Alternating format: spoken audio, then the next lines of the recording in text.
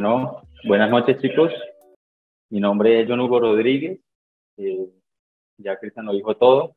Soy estudiante de medicina de quinto año de la Universidad de Santander en el campus Bucaramanga, Colombia. Y nada, es un gusto, es un placer estar esta noche aquí con ustedes compartiendo. De nuevo reitero que muchas gracias a CTO por darnos este espacio y la oportunidad de compartir con ustedes. Como ya saben, la charla trata sobre acceso hepático. Comencemos. Vamos a empezar definiendo el acceso hepático. Bueno, las infecciones como tal, no víricas del hígado, se clasifican en bacterianas, en parasitarias o las micóticas. Son estos tres principales grupos. Algunas de estas infecciones pueden llegar a producir lo que son lesiones supurativas, ocupantes de espacio o accesos. La fase final en la formación de un acceso involucra la respuesta del agente infecciosa a un sitio estéril, obviamente, y que hay mecanismos de defensa que son ejercidos por el huésped y que son incapaces de eliminar este organismo infectante. Las causas más comunes del acceso hepático son las amebianas, son las piógenas y las de origen mixto. Bueno, la siguiente. Estos son los factores de riesgo que están involucrados en la formación de un acceso hepático. Entonces, aquellos factores que incrementan el riesgo para contraer el acceso hepático, la diabetes mellitus, la cirrosis hepática, un sistema inmune comprometido, los usos de los inhibidores de la bomba de protones, una edad avanzada mayor de los 60 años y también el género masculino. Aquellos que incrementan la mortalidad pues son la malignidad, la diabetes mellitus, las cirrosis hepáticas, bueno, tenemos muchos, la falla multiorgánica, la sepsis. La diabetes mellitus es un factor predisponente para el acceso hepático que está bien documentado en la literatura. Los estudios han encontrado que la diabetes mellitus como enfermedad concomitante puede estar presente hasta en un 29 a un 35% de los casos con los pacientes que tienen acceso hepático. Los pacientes diabéticos también tienen más probabilidades de presentar múltiples accesos. Hay varias características fisiopatológicas de la diabetes mellitus que contribuyen a que se dé este mayor riesgo de infección. Por ejemplo, se sabe que la glucosa o la hiperglucemia altera el metabolismo de los neutrófilos. Y también se ha demostrado que los pacientes diabéticos tienen problemas con la quimiotaxis y fagocitosis de los leucocitos polimorfonucleares. Entonces, esto es un factor que obviamente va a debilitar la defensa inmunológica contra las infecciones y que va a dejar más susceptible al huésped o al paciente. Bueno, otras condiciones y tratamientos que pueden comprometer el sistema inmunológico y hacerlo inadecuado para contrarrestar estos patógenos, se incluyen diversas inmunodeficiencias, como pueden ser la quimioterapia, el cáncer, la terapia inmunosupresora y después del trasplante de órganos, así como la esplenectomía. Bueno, todo esto se han asociado con un mayor riesgo de contraer el acceso hepático. También se ha encontrado que el uso de los medicamentos inhibidores de la bomba de protones aumenta el riesgo de la formación de un acceso hepático. De pronto dirán, ¿cómo? O sea, no es posible. Y esto se debe a que presumiblemente los medicamentos pueden aumentar el pH gástrico y disminuye esta defensa natural que tenemos nosotros en el estómago para combatir las bacterias y los diferentes microorganismos. Entonces, al aumentar el pH, al volverse más básico, ya esta defensa va a quedar bloqueada y vamos a estar expuestos a mayor colonización. Básicamente eso. Siguiente, pues. Ok, la microbiología. Entonces, entre un 40 y un 60% de los accesos hepáticos piógenos son polimicrobianos y los gérmenes más responsables son la Escherichia coli, la Klebsiella, el Streptococcus, algunos bacteroides, el estafilococo, las pseudomonas, bueno, ya quedan ya al final de la lista, pero los principales son los que tenemos en el primer cuadro, que son la Escherichia coli, la Klebsiella y el Strepto. La siguiente, por favor. Bueno, hablando de las causas, ya habíamos dicho que hay un agente biológico, pero también se pueden sumar algunas otras causas. Y estas son como los accesos malignos, que se pueden dividir en tres subcategorías, que son la infección secundaria de un tumor hepático primario, la infección secundaria de una lesión hepática metastásica, y la sobreinfección por una necrosis espontánea, pero esta no es muy común en nuestro medio. La infección secundaria de un tumor hepático primario, como es el carcinoma hepatocelular primario, puede desarrollarse de manera espontánea en un área de necrosis central. Entonces, causan un área de licuefacción en el hígado, un área de necrosis, y lo que va a hacer es que predisponen a que haya infección por bacterias. También es posible que el carcinoma hepatocelular cause destrucción biliar. Esto va a llevar a que se presente la colangitis. Como sabemos, pues también la colangitis puede tener una complicación y es la colangitis ascendente, en las cuales las bacterias pues, del tracto biliar suben al hígado y causar el acceso hepático. Bueno, en cuanto a las infecciones secundarias de la metástasis hepática, pues hay series de informes de casos de lesiones hepáticas metastásicas derivadas del melanoma, del cáncer de recto, del cáncer de colon, del carcinoma de esófago, del cáncer de páncreas, y deben haber muchos otros, pero estos son los que ha descrito más la literatura, en los cuales podemos encontrar mayor prevalencia o asociación. Bueno, también tenemos los accesos iatrogénicos en los procedimientos biliares, que se ha informado que la incidencia del acceso hepático después de un procedimiento biliar es de hasta un 26%. Esto no debe ignorarse. Se sabe que la colocación de pronto de una stent biliar, la esfinterotomía y la exploración bajo anestesia contaminan el tracto biliar con bacterias, lo que permite pues una infección ascendente. En la cirugía, los procedimientos quirúrgicos en el sistema hepatobiliar pueden alterar el suministro de sangre del hígado, lleva a la embolización arterial y pues muchas otras complicaciones. La siguiente. Ok, en el acceso hepático piógeno tenemos algo que son las vías de acceso. ¿Cómo es que la bacteria va a llegar al hígado? Acá hay varias rutas de acceso. Tenemos la portal, la vía biliar, la vía hematógena por continuidad y el criptogénico. Empezando por la vía portal, tenemos que hay procesos infecciosos intraabdominales como una apendicitis, como la diverticulitis, la pancreatitis, que pueden llevar a la diseminación por el sistema porta y este llega al hígado y lo va a contaminar. En cuanto a la hematógena, pues los pacientes célticos que de pronto cursen con endocarditis o infecciones periodontales son muy susceptibles a que puedan desarrollar el acceso hepático. También tenemos los traumas, como los procedimientos quirúrgicos, la ingesta de alimentos que puede perforar la mucosa duodenal y entra en contacto con el parénquima hepático y se forma el acceso. En cuanto a la continuidad, pues aquellos pacientes que cursen con una colecistitis y ya que tiene mucha cercanía con el hígado, va a llevar a la inflamación del hígado y la formación del acceso. La siguiente. Ok, las manifestaciones clínicas. Primero que todo, tenemos que tener en cuenta que el acceso hepático no es una enfermedad que nos da manifestaciones clínicas muy diferentes a cualquier otro proceso infeccioso, no, es en común.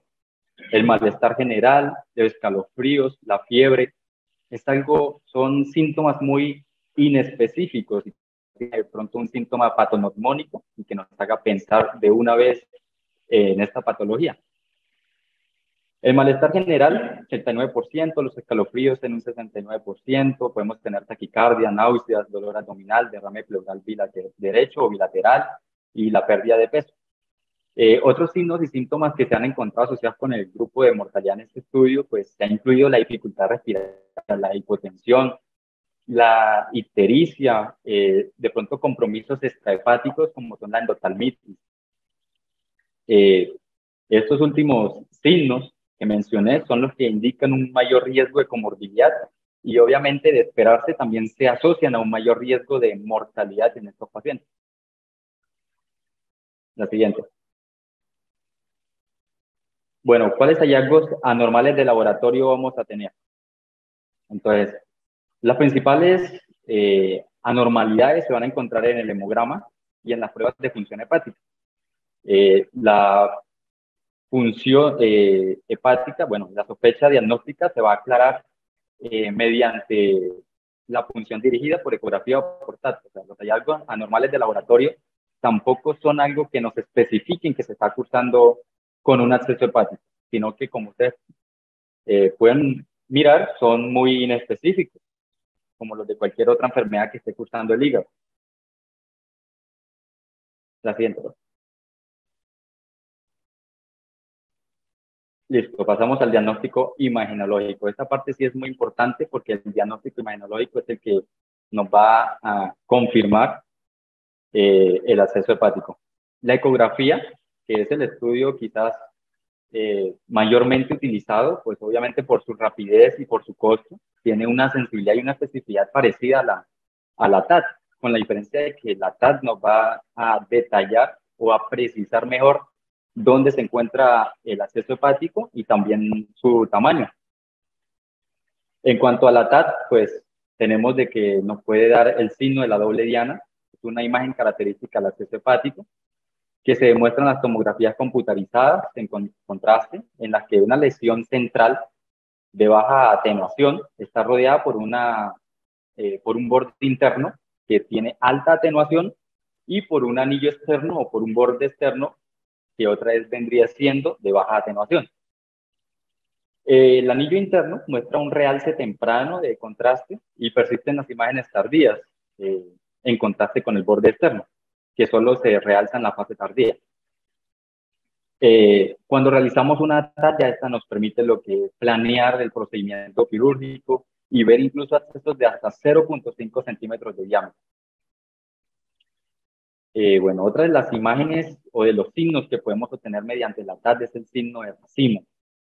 Esto es característico del acceso hepático piógeno, que es una agregación de múltiples lesiones hepáticas de baja atenuación en un área localizada, que forman una cavidad de acceso solitaria más grande. O sea, en la TAT, a diferencia del acceso hepático amebiano, lo que vamos a poder visualizar es varias lesiones, porque el acceso hepático piógeno son varias lesiones.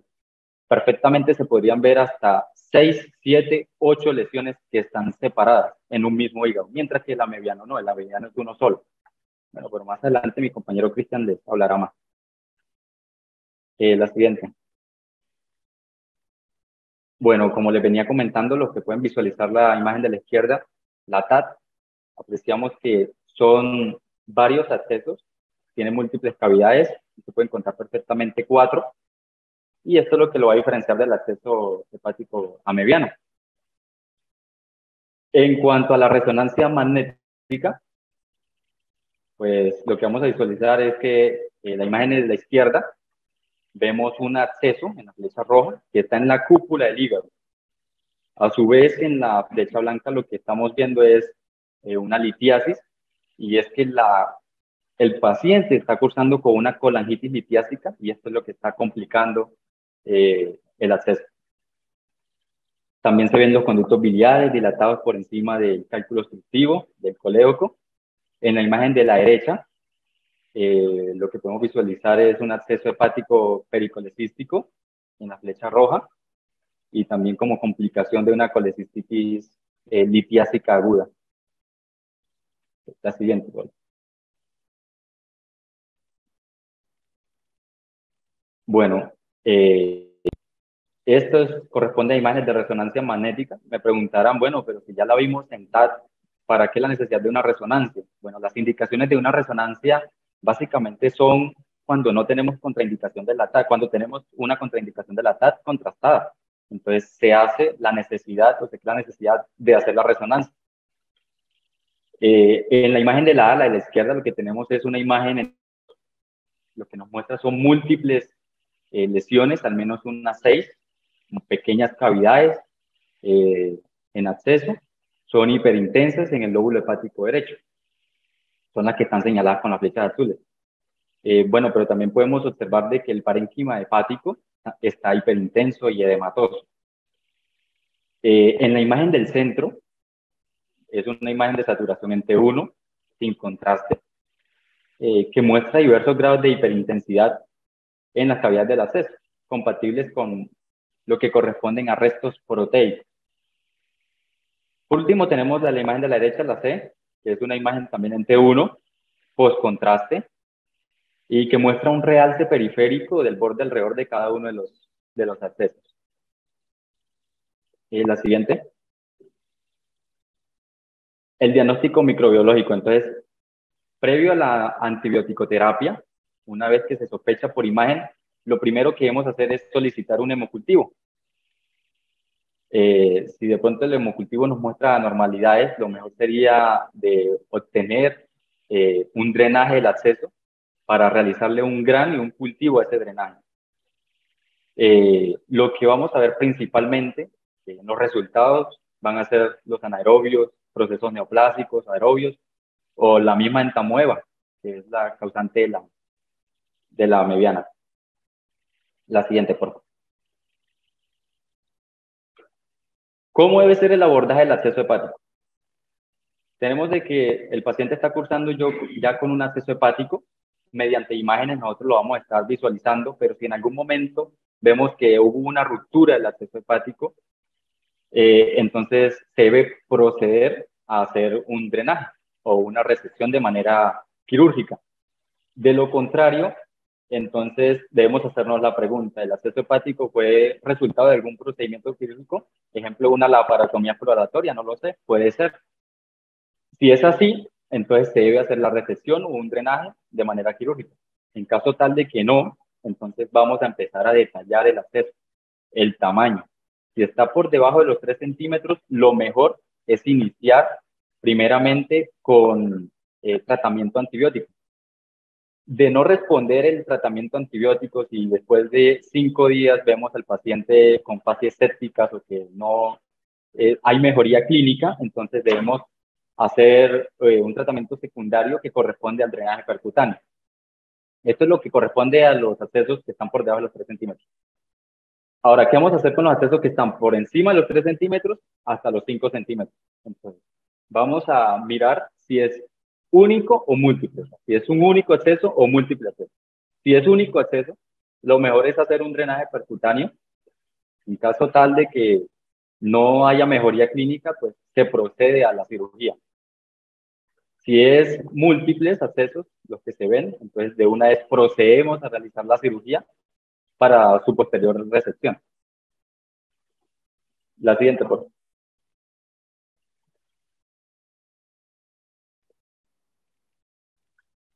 Bueno, el drenaje mencionado anteriormente se puede realizar por aspirado o por aguja o colocación de dren.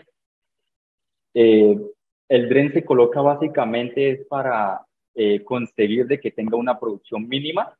Esto puede variar en cada una de las clínicas, pero actualmente se considera que la producción mínima es de 10 cc por día. Entonces, cuando vemos que en el dren ya hay menos de 10 cc por día, entonces se puede quitar el drenaje. Ahora, el abordaje empírico del acceso hepático. ¿Qué es lo que queremos cubrir empíricamente? Pues lo más prevalente. Y lo más prevalente corresponde a lo que son las bacterias gram negativas, los anaerobios, los estreptos. ¿Como cuáles? Entonces, aquí están las múltiples opciones de tratamiento que podemos dar.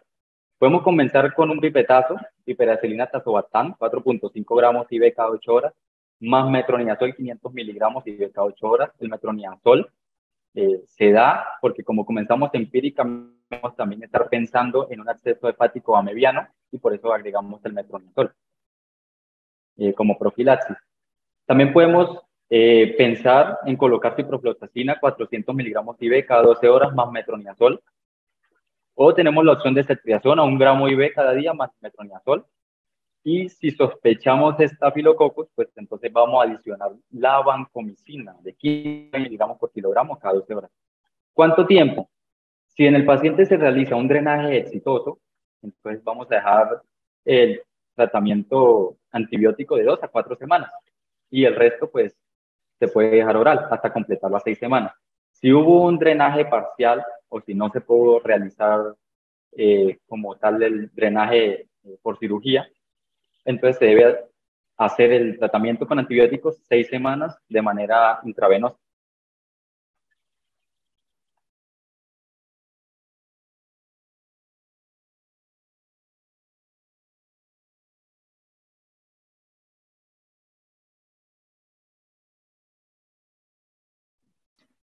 Listo, a continuación pues seguiré yo.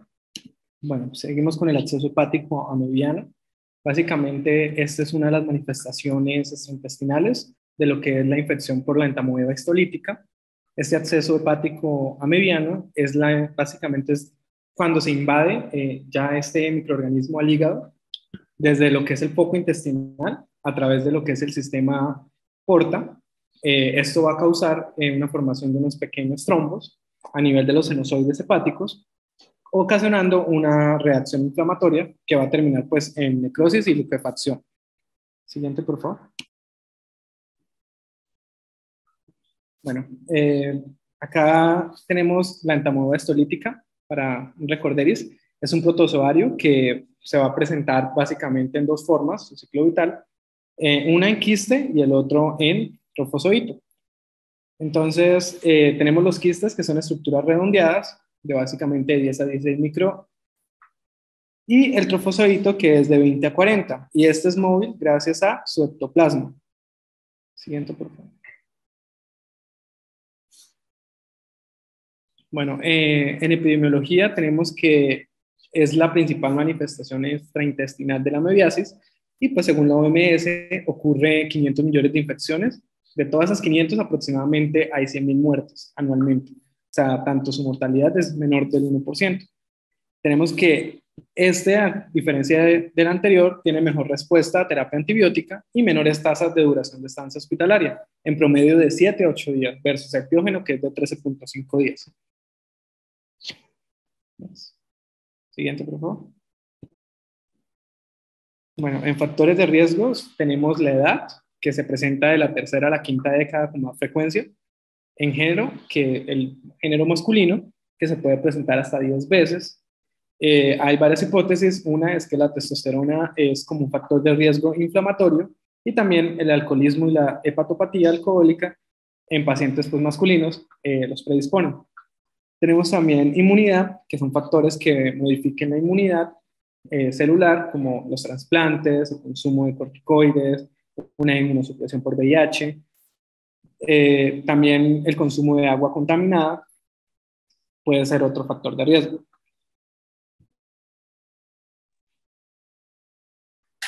Bien. Bueno, básicamente en la fisiopatología tenemos que tener en cuenta de que la entamoeba histolítica va a tener una capacidad invasiva, ¿sí? Entonces, el paciente toma agua contaminada o se expone al agua contaminada con quistes de entamoeba histolítica.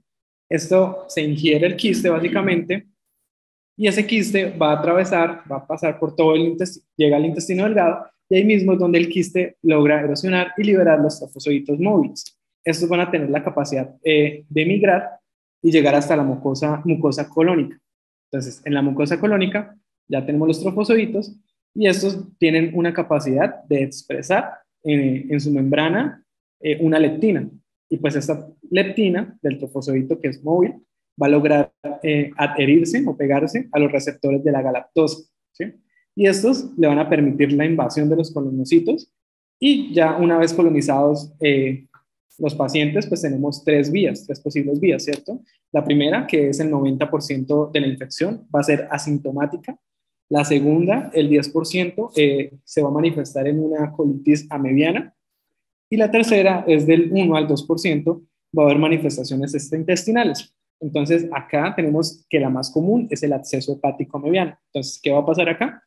Tenemos que ya está colonizado el colonocito, ¿cierto? Entonces, ya se logró la invasión por vía hematógena. ¿Por cuál? Por el sistema vía porta, que esto llega hasta el parénquima hepático, y ahí mediante pues, los mediadores proinflamatorios empieza a ocurrir una lisis celular, y esto va a llevar a que se lleve una acumulación de exudados que poco a poco van formando como tal el acceso hepático, ¿sí? Amebiano. Y esto se caracteriza porque va a ser de contenido, según la literatura, chocolatado, como pasta de anchoa, que es el resultado de toda la muerte celular que se presentó pues, ahí en el hepatocito. Siguiente, por favor. Bueno, en manifestaciones clínicas, recordemos que esta patología es inespecífica, pero tenemos que lo que es el 80% se va a manifestar en fiebre y dolor en el hipocondrio derecho.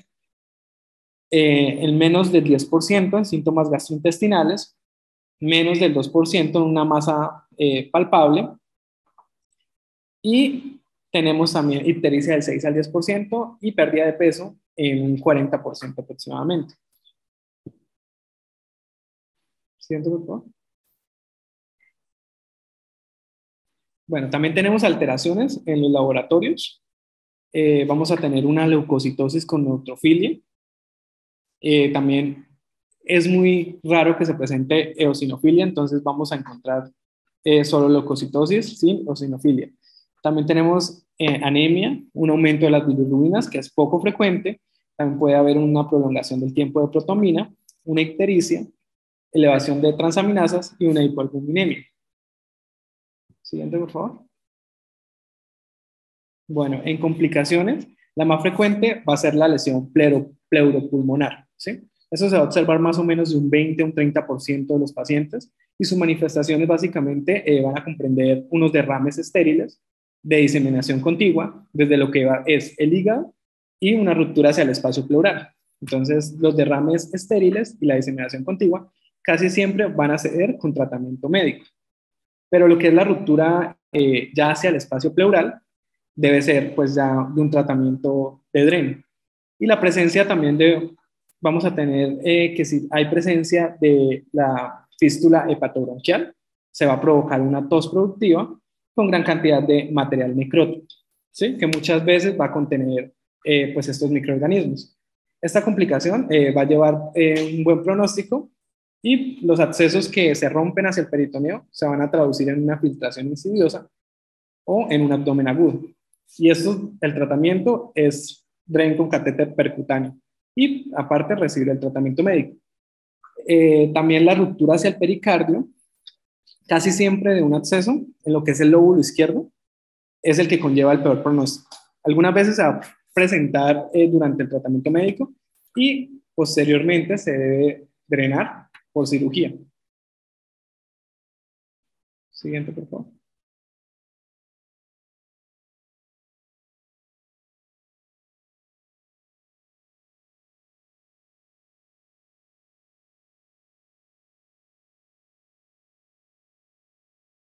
Ok, perdón.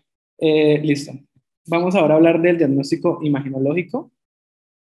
Tenemos que se puede dar por ecografía del hígado, ¿sí? Que vamos a ver una cavidad intrahepática quística del 70 al 80%, van a haber lesiones lesiones solitarias. También tenemos que va a haber una masa hipoecoica, ¿sí? Redondeada, bien definida. Y como acá tenemos un TAP, una tomografía de hígado, vamos a ver una masa de baja densidad con un borde de mejora en la periferia. La resonancia pues es de baja intensidad, de señal T1 y en T2. Y pues acá en estas imágenes vamos a ver unas lesiones redondeadas y bien definidas con valores de atenuación que van a indicar pues presencia de líquidos, ¿sí? Ahí podemos ver también en la periferia un edema con un grosor de pared y también puede presentarse gases dentro del absceso, si hay una fístula hepatorenal o una fístula hepatocólica.